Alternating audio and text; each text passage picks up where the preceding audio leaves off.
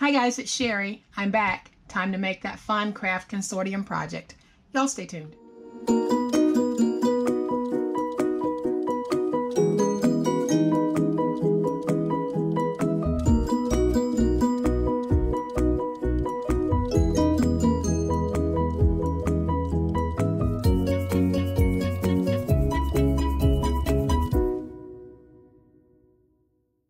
So, wasn't that a beautiful collection from the Craft Consortium and Hell's Couple Dick? Again, I'm butchering the name, I know, but it is an absolutely beautiful, beautiful collection. And I wanted to give you guys a chance to just absorb the beauty of the paper before I showed my project. So this video will actually be showing you the project that I will be making using papers from that collection. And here is a peek of the project that we're going to be making today, but this is not Craft Consortium paper. I had already made this, but these are little 3x3 notebooks, and they are just adorable. Today we are going to be making 3x3s, but this time they will be Post-it note holders, and they will sit in a little container like this. So let's get started. So here's what we'll need to make the project. We'll need 3 sheets that measure 4x12. We'll need 3 sheets that measure 6.5 by 3. I have a sheet here that measures 3.25 by 10. I have a piece that measures 6 by 5.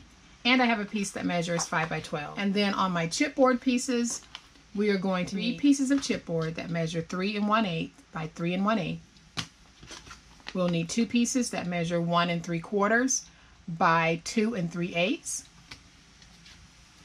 We'll need 1 piece that measures 3.5 by 1 3/4. We'll need 1 piece that measures 3.5 by 2.5. And we'll need 1 piece that measures 3.5 by 4 3/4. Okay, so the first thing that we need to do is bring in the piece that measures 5 by 12. And I want to use the lighter green side for this, and the other side is just as beautiful. And I am going to start with my piece that measures 3.5 by 4 3/4, and I am going to place that down. And we will place down the piece that measures 3.5 by 1 3/4. I'm going to place that down, giving myself about 1/8 of an inch in spacing.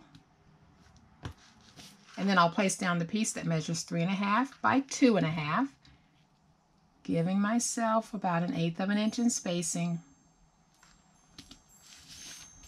And now I'll come back and simply remove the excess down here at the bottom. And now we just need to take this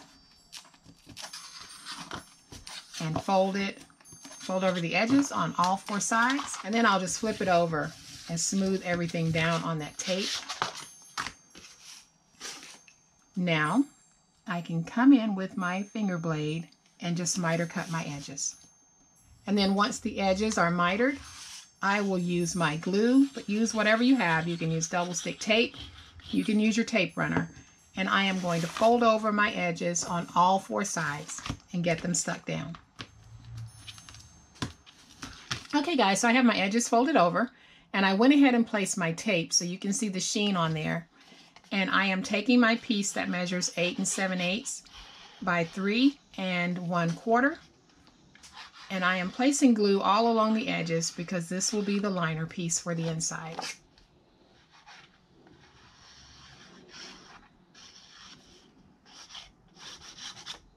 So now I'll just take this, get it stuck down. And I will use my paper towel just to smooth this out. And I am just using a regular old 2-ply paper towel. And I'll use my bone folder to really smooth it out. And then I'll make sure that I've got a nicely defined spine. And what I mean by that is I don't have any bubbling occurring. And I can see just a little tiny bubble right there. So when that happens, all I'll do is come back with my bone folder and really press that glue into that area, and that takes care of the problem. So now we have our little base like this. Okay, so now we need to do our side pieces. So I have 2 pieces that measure 1 3/4 by 2 3/8, and I will take those, place them down at the very bottom of my piece that measures 5 by 6.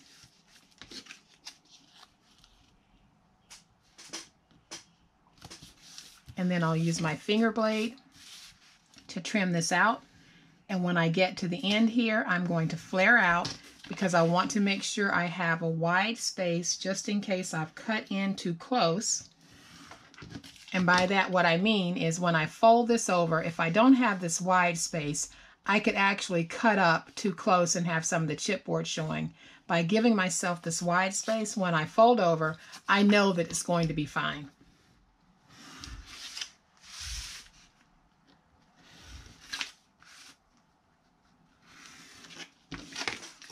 Okay, so I have my tape on here, and all I need to do is fold this over, get this stuck down. I'll smooth it out on the other side, and I'll use my blade to trim away the excess.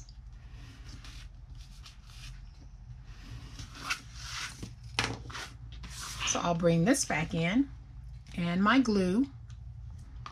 And all I need to do at this point is place glue on the 3 raw edges of this board.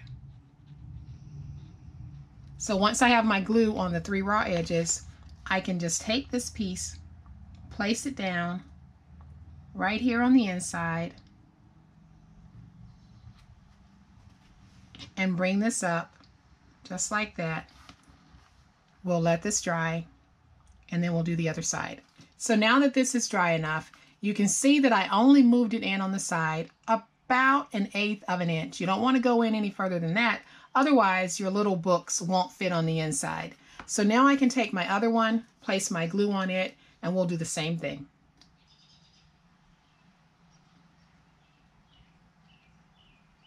So now that our glue is on the 3 sides of this one, I can just take it and get it stuck down on the inside, going in about 1/8 of an inch. And then once I have it positioned, let's just let it dry. And while this is drying, let's go ahead and make one of our books. So I have already made 2 of my little Post-it note holders, and I decided to use that gorgeous, gorgeous multicolored argyle paper because I think it's just so delightful. And this is a 3 by 3 Post-it note, and it fits in here perfectly. So we're going to make one together. Okay, so to make our little booklet, we need to take our 2 pieces of chipboard that measure 3 1/8 by 3 1/8, and we're going to place it down on whatever side of the paper you want to work with. And then when I place my second one down, I am going to place it down approximately 5/8 of an inch away from the other one. And I'm just estimating here. You can actually pull out your scoreboard and use the scoreboard for that if you need to.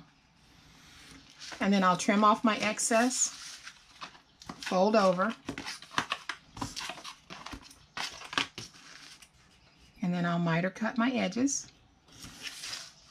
And I am simply going to fold over my edges and get them stuck down using my glue because it's what's handy, but you can use double stick tape. You can use your tape runner for this. All right, so I have tape on this one, and I am going to take my paper that measures 6 1/2 by 3 and just place it down as my inside liner on this little book.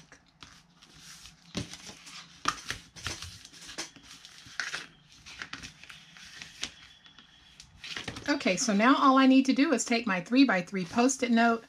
I am going to add some glue to the back. And I'll get this stuck down inside of the cute little holder. And I'll place it going very... So I am going to butt that right up against my score mark. And you can see just how nice and neat that is.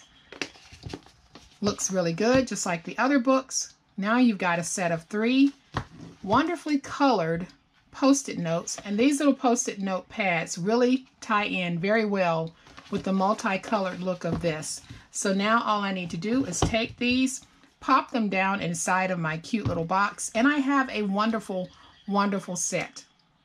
So now what I'm going to do is I want to decorate this just a little bit. So I am going to use one of the layer sheets, but I don't want to use this big piece here. I'll save it for another project. But I'm pretty much going to use most of the other layering components. So I am going to start with what is layer number 2 here, which is the big piece of the mouse. And I'm just going to glue mine down. You can actually take the time and just decoupage this all over, but I am just going to glue it down just like this. And if I was truly using this the way that it's intended to be used, I would actually be layering these pieces onto here. So now I am going to take piece number 3 and I am going to layer that down. And what this is doing is just building up depth.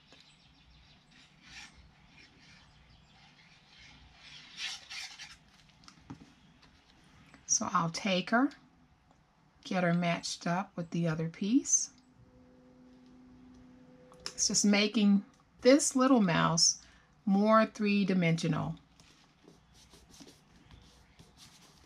And now I will take piece number 4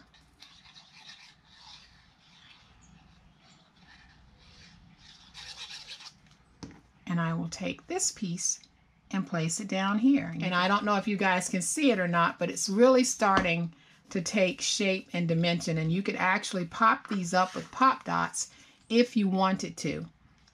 So now I'm going to take this piece, which is piece number 5, and I am going to build up the flower pot. And I just love this concept. It just brings such life to your projects. So I'm going to take that, get it stuck down right there. And now I have layer number 6, which is just going to bring my flowers up even more. So I'll take my glue and I'll take my flower and just layer it down on the flower that's already there. And boy, I wish you guys could see this because it has such fabulous dimension to it, and it's really hard to show it, but it does. And when you touch it, you can just see the wonderful dimension. So now I have these cute little bees just buzzing around on here. And because I've got bees at the top, I am just going to take these bees out and just use them as flats. So I am going to take just a little bit of glue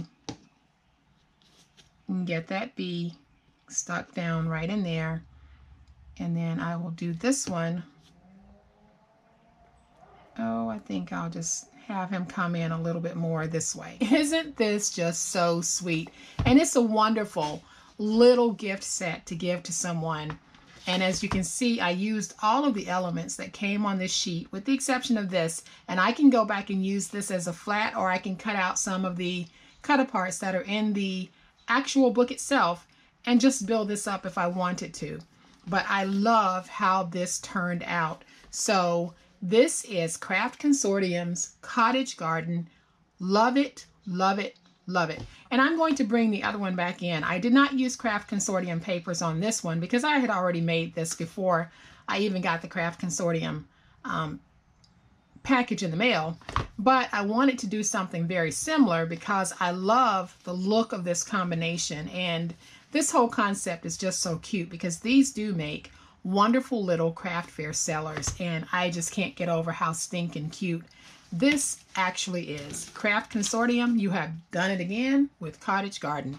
So guys, I hope that you have liked this project that I made using the latest collection from Craft Consortium, which is Cottage Garden. It is absolutely gorgeous, and it is by Hell's Couple Ditch. This is absolutely fantastic. So I hope that you have liked this project, and if you have, please hit the like button. If you are not a subscriber to my channel, I would love to have you join my online crafting family. You guys have a great day. Happy crafting, and we'll chat later.